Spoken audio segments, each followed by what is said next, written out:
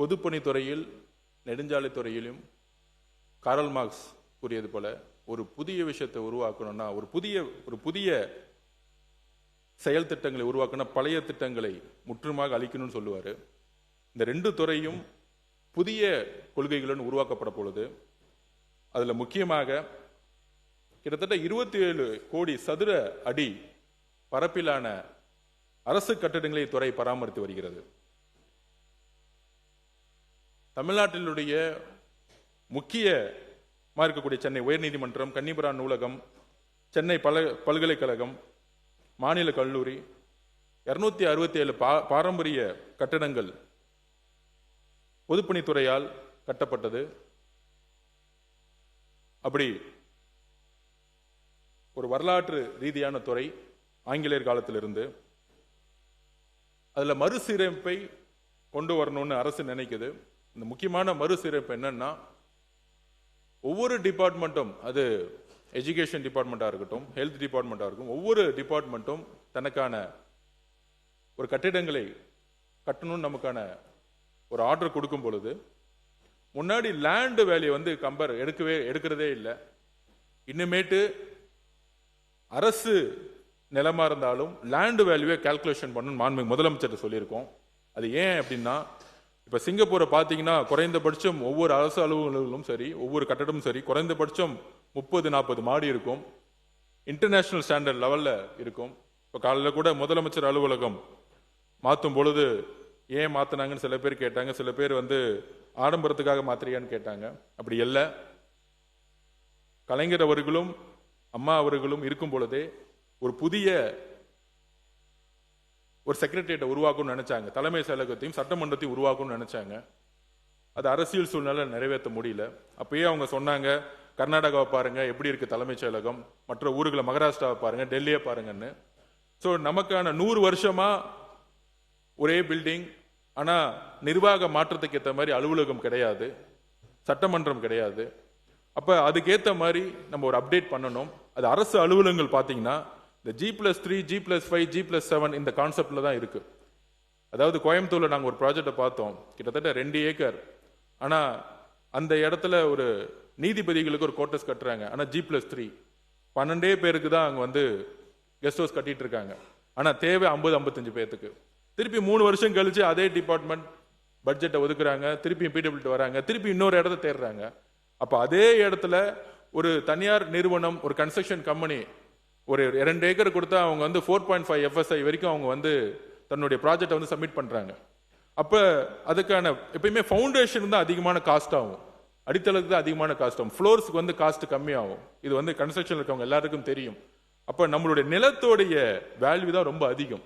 அப்ப அரசோடைய நிலத்தோடைய வேல்யூவை நம்ம இது வரைக்கும் கால்குலேட் பண்ணல, சரியா அது முறையா பயன்படுத்தல. ஸோ இன்னுமேட்டு மாண்புமிகு முதலமைச்சர் சொல்லிட்டோம், அரசோடைய ஒவ்வொரு ஸ்கொயர் ஃபீட்டும் நிலம்ங்கிறது நம்ம அதுக்கான வேல்யூவை நம்ம கரெக்டாக கால்குலேட் பண்ணணும். அந்த இடத்துல கவர்மெண்ட் என்ன FSI கொடுத்துருக்காங்களோ அந்த அளவிற்கு அது 20 மாடியோ 25 மாடியோ 30 மாடி வரைக்கும் இன்னுமேட்டு அரசு துறை நிறுவனங்களை நம்ம உருவாக்கணும். ஒரு ஃபாரின் கண்ட்ரீஸ்ல இருக்கிற மாதிரி லேட்டஸ்டா பிடபிள்யூ டிபார்ட்மெண்ட் L&D டிபார்ட்மெண்டோடையும் டாடா கன்ஸ்ட்ரக்ஷனோடையும் போட்டி போடணும். அந்த மாதிரி ஒரு நிறுவனங்களை நம்ம உருவாக்கணும். அப்படி அந்த ஒரு விஷனோட தான் பிடபிள்யூ டிபார்ட்மெண்ட்டை நம்ம மாற்றணும்னு நினைக்கிறோம். 175 வருஷத்துக்குள்ள இந்த டிபார்ட்மெண்ட்டை ஒரு சிங்கப்பூர்ல இருக்கிற மாதிரி ஒரு கவர்மெண்ட் பில்டிங்கிறது ஒரு சிங்கப்பூர்ல எப்படி இருக்கோ, ஒரு இன்ஃபோசிஸ் பில்டிங் எப்படி இருக்கு, ஒரு டாடா ஒரு சாஃப்ட்வேர் இண்டஸ்ட்ரி போங்க, நம்ம இங்க இருக்கக்கூடிய OMRே போங்க, ஒரு இன்ஃபோசிஸ் ஆஃபீஸ், ஒரு டாடா ஆஃபீஸ் எப்படி இருக்கு, அந்த மாதிரி தலைமைச் செயலகம்லாம் உருவாக்கப்படணும். அப்ப அந்த அப்டேட்டுக்கு தான் இந்த பிடபிள்யூ டிபார்ட்மெண்ட் மாத்திருக்கோம். அப்ப இனிமேட்டு இந்த G+3, G+5 கான்செப்டை முற்றிலுமாக ஒழிக்கப்படணும்னு நாங்கள் மாண்புமிகு முதலமைச்சர்கிட்ட சொல்லியிருக்கிறோம். நம்பர் 1. நம்பர் 2, அதுக்கப்புறம் முக்கியமான இன்னொரு பிரச்சனை, கிட்டத்தட்ட 6279 உயர்நிலை மற்றும் மேல்நிலை பள்ளிகள், 177 கலை கல்லூரிகள், 11 பொறியியல் கல்லூரிகள், 55 தொழில்நுட்ப கல்லூரிகள், 98 தொழில் பயிற்சி நிறுவனங்கள், மொத்தம் 6620 கல்வி நிறுவனங்கள்.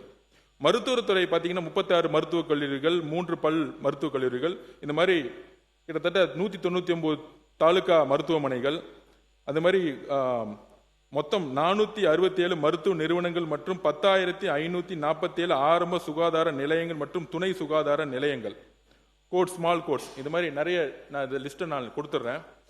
இதற்கான 38 மாவட்ட ஆட்சி அலுவலர்கள், 13,772 வருவாய் ஆய்வாளர்கள் மற்றும் கிராம நிர்வாக அலுவலர் அலுவலகங்கள், 14,283 வருவாய் மற்றும் வணிக வரித்துறை அலுவலகங்கள், 1,343 சமூக நீதி விடுதிகள், 887 நீதிமன்ற கட்டிடங்கள், 852 நீதிமன்ற குடியிருப்பு கட்டிடங்கள், சட்டமன்றம் மற்றும் தலைமைச் செயலகம், சட்டமன்ற உறுப்பினர் குடியிருப்பு, இது மாதிரி தமிழ்நாட்டில் இருக்கக்கூடிய அனைத்து கட்டிடங்களும் பொதுப்பணித்துறையால் நிர்வகிக்கப்படுகிறது. ஆனால் மாண்புமிகு முதலமைச்சருடைய கவனத்திற்கு கொண்டு போனோம்.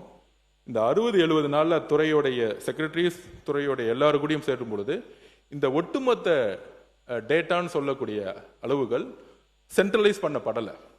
குறிப்பாக பள்ளி கல்வித்துறை அமைச்சருக்கான பிரச்சனை என்னன்னா, பொதுப்பணித்துறை மெயின்டைன் பண்றாங்க, ஆனா சர்வே எடுத்து எத்தனை ஸ்கூல்ல எல்லா பில்டிங்கும் தரமா இருக்கா, எத்தனை ஸ்கூல்ல பாத்ரூம் இல்ல, பெண்கள் ஸ்கூல்ல எங்கெங்க டாய்லெட் இல்ல, இந்த டேட்டாவை எடுக்க சொன்னா அது பொதுப்பணித்துறை அலுவலகத்தில் இல்லை. ஸோ இந்த 60 நாள்ல இத்தனை 1000 மேற்பட்ட நான் படிச்ச மாதிரி எல்லாத்தையும் ஒரு டேஷ்போர்டில் கொண்டு வர சொல்லியிருக்கோம். டேஷ்போர்டில் கொண்டு வர சொல்லிட்டு அடுத்த 6 மாசத்துக்கான முக்கிய பணியை பள்ளிகள், பெண்கள் படிக்கக்கூடிய பள்ளிகள் ஆகட்டும், அரசு அலுவலர்கள் ஆகட்டும், எல்லா இடத்துலையும் இன்றைக்கு உண்மையான பிரச்சனை என்பது மக்கள்கிட்ட சொல்லணும். அதுவும் சட்டமன்ற உறுப்பினர்கிட்ட உங்ககிட்ட நாங்கள் கொடுத்துருவோம். அதை இப்போ ஒரு சட்டமன்ற உறுப்பினர் இடத்துல கிட்டத்தட்ட 10 ஸ்கூல் இருக்குன்னா, அந்த ஒவ்வொரு ஸ்கூல்ல 10 பில்டிங் இருக்குன்னா 7 பில்டிங் நல்லா இருக்கு, 3 பில்டிங் பயன்படுத்தவே முடியாதுன்னா இந்த அரசு உண்மையுடன் வெளிப்படைத்துடன் அந்த அறிக்கையை வெளியிடும். ஏன்னா மழை காலம் வருது, கவர்மெண்ட் ஸ்கூல்ல ஏதாவது ஒரு பில்டிங் இருந்துச்சுன்னா எங்களுக்கு அந்த பயம் இப்பயே வருது. இது என்ன பிரச்சனைனா, இதுக்கான மெயின்டெனன்ஸ்க்கான பட்ஜெட்டை சரியாக ஒதுக்கப்படவில்லை, ஒதுக்கியதும் சரியாக சேரவில்லை. அப்ப இதை ஒரு போர்க்கால அடிப்படையில் இத்தனை 1000 buildings, government building, schools, medical college, மண்மிகு மருத்துவத்துறை அமைச்சர் அவருடைய பிரச்சனை, ஹாஸ்பிட்டல் சரியில்லை, ஒரு பிரைவேட் ஹாஸ்பிட்டல் நல்லா இருக்கு ஆனா கவர்மெண்ட் ஹாஸ்பிட்டல், அதை சிவில் ஒர்க்கை நிர்வகிக்கிறது பொதுப்பணித்துறை. அப்ப அதுக்கான பட்ஜெட் பாத்தீங்கன்னா 300 கோடி ரூபாய் இங்க இருந்து வருது, 1000 கோடி ரூபாய் இங்க வருது. அதுக்கான பட்ஜெட் பத்தல.